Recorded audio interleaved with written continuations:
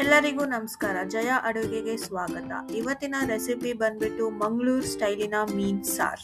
ಇವಾಗ ಹೇಗ್ ಮಾಡ್ಕೊಳ್ಳೋಣ ನೋಡೋಣ ಬನ್ನಿ. ಇಲ್ಲಿ ನಾನು 1 kg ಆಗೋಷ್ಟು ಕಣ್ಬೈಗಿ ಮೀನ್ನ ತಗೊಂಡಿದ್ದೀನಿ. ಇಲ್ಲಿ ನಾನು ನೀಟಾಗಿ ತೊಳ್ಕೊಂಡಿದ್ದೀನಿ. ತೊಳ್ಕೊಂಡ್ಬಿಟ್ಟು ಚೆನ್ನಾಗಿ ತೊಳ್ಕೊಂಡು ಉಪ್ಪು ಹಾಕಿ ಕಲ್ಲುಪ್ಪು ಹಾಕಿ ಇಟ್ಟಿದ್ದೀನಿ. ನೀವು ಎಷ್ಟೊತ್ತು ಬೇಕಾದ್ರೂ ಇಡ್ಬೋದು ಕಲ್ಲುಪ್ಪು ಹಾಕಿ. ಇಲ್ಲ ನಾನು ಒಂದು 1 ಗಂಟೆ ಆಗೋಷ್ಟು ಇಡ್ತೀನಿ. ಇವಾಗ ಗ್ರೈಂಡರಿಗೆ ಹಾಕೊಬೇಕು, ಎಲ್ಲ ಚೆನ್ನಾಗಿ ರುಬ್ಕೊಬೇಕು. ಅದಕ್ಕೆ ಏನೆಲ್ಲ ಹಾಕೊಬೇಕು ನೋಡೋಣ.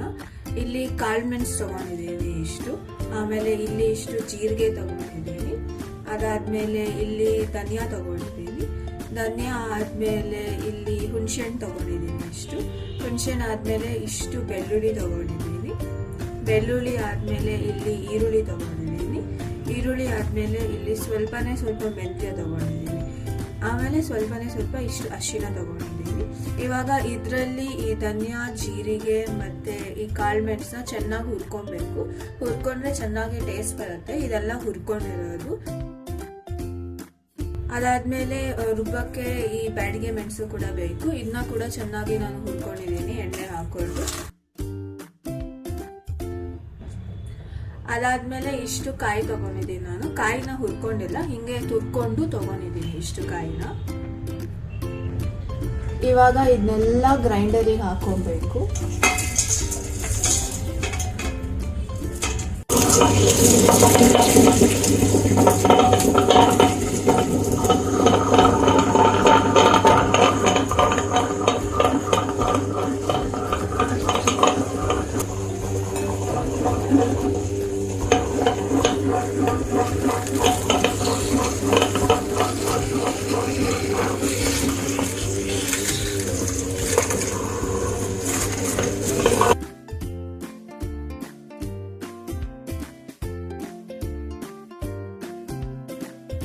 ಈಗ ನೋಡ್ತಾ ಇದ್ದೀರಾ ಎಷ್ಟು ಚೆನ್ನಾಗಾಗಿದೆ ಇದು.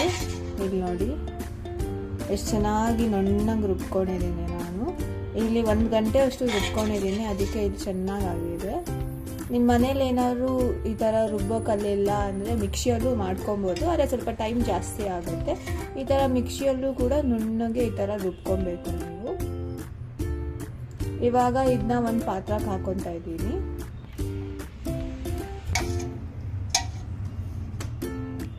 ಇವಾಗ ನೋಡ್ತಾ ಇದ್ದೀರಾ ಎಲ್ಲ ಒಂದು ಪಾತ್ರೆಗೆ ಹಾಕೊಂಡಿದ್ದೀನಿ. ಈ ಮಸಾಲನೆಲ್ಲ ಒಂದು ಪಾತ್ರೆಗೆ ಹಾಕೊಂಡು 2 ಲೋಟ ನೀರು ತಗೊಂಡು ಆ ಗ್ರೈಂಡರ್ನ ಫುಲ್ ತೊಳೆದ್ಬಿಟ್ಟು ಆ ನೀರನ್ನ ಕೂಡ ಹಾಕೊಂಡಿದ್ದೀನಿ.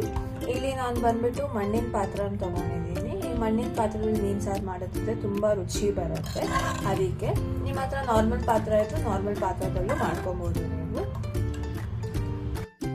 ಇವಾಗ ಅದನ್ನ ಗ್ಯಾಸ್ ಮೇಲೆ ಇಟ್ಕೊತಾ ಇದ್ದೀನಿ.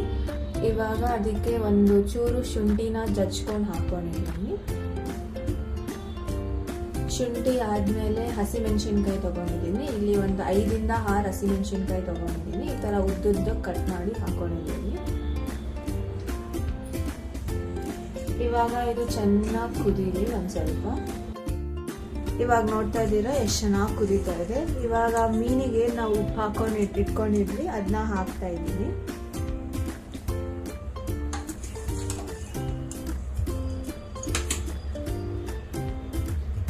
ಈಗ ಎಲ್ಲ ಮೀನನ್ನ ಅದಕ್ಕೆ ಹಾಕ್ತಾ ಇದ್ದೀನಿ ನಾನು.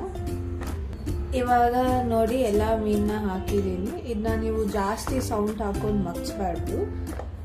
ನೀವೇನಾದ್ರು ಅದನ್ನ ಈ ಥರ ಮಗ್ಸ್ಬೇಕು ಅಂದರೆ ಈ ಥರ ಪಾತ್ರನ ಇಟ್ಕೊಂಡು ಪಾತ್ರನ ಒಂಚೂರು ರೌಂಡ್ ಮಾಡಿಸಿ. ಇವಾಗ ಇದನ್ನ ಒಂಚೂರು ಕುದಿ ಬರ್ಸೋಣ. ಉಪ್ಪು ಹಾಕೊತಾ ಇಲ್ಲ, ಉಪ್ಪು ಆಲ್ರೆಡಿ ಮೀನಿಗೆ ಹಾಕಿರೋದ್ರಿಂದ ಅದಕ್ಕೆ ಉಪ್ಪು ಆಗಿರುತ್ತೆ. ನಿಮಗೆ ಬೇಕಾದರೆ ಸ್ವಲ್ಪ ಉಪ್ಪನ್ನ ಹಾಕೊಬೋದು ನೀವು. ಇವಾಗ ನೋಡಿ ಈ ಥರ ಮಾಡ್ಕೊಬೋದು ನೀವು. ಸೌಂಡ್ ಹಾಕೋ ಬದಲು ಈ ಥರ ಮಾಡ್ಕೊಬೇಕು. ಸೌಂಡ್ ಏನಾದ್ರು ಹಾಕಿದ್ರೆ ಮೀನಿಗೆ ಏನಾದ್ರು ತಾಂಗಿದ್ರೆ ಅದು ಮುರಿದೋಗೋ ಚಾನ್ಸಸ್ ಇದೆ. ಅದಕ್ಕೆ ಇವಾಗ ನೋಡಿ ಎಷ್ಟು ಚೆನ್ನಾಗಿ ಕುದೀತಾ ಇದೆ. ಈ ಥರ ಕನ್ಸಿಸ್ಟೆನ್ಸಿ ಬರಬೇಕು. ಇನ್ನೂ ಸ್ವಲ್ಪ ಕುದಿಬೇಕು. ಸ್ವಲ್ಪ ನೀರಾಗಿದೆ, ಅದಕ್ಕೆ ಸ್ವಲ್ಪ ಕುದೀಲಿ. ಇವಾಗ ಫಿಶ್ ತೆಗೆದು ತೋರಿಸ್ತಾ ಇದ್ದೀನಿ ನೋಡಿ. ಫಿಶ್ಗೂ ಎಲ್ಲ ಮಸಾಲ ಎಲ್ಲ ಚೆನ್ನಾಗಿ ಹಿಡಿಬೇಕು, ಅಲ್ಲಿ ತನಕ ಚೆನ್ನಾಗಿ ಕುದಿಸಿ.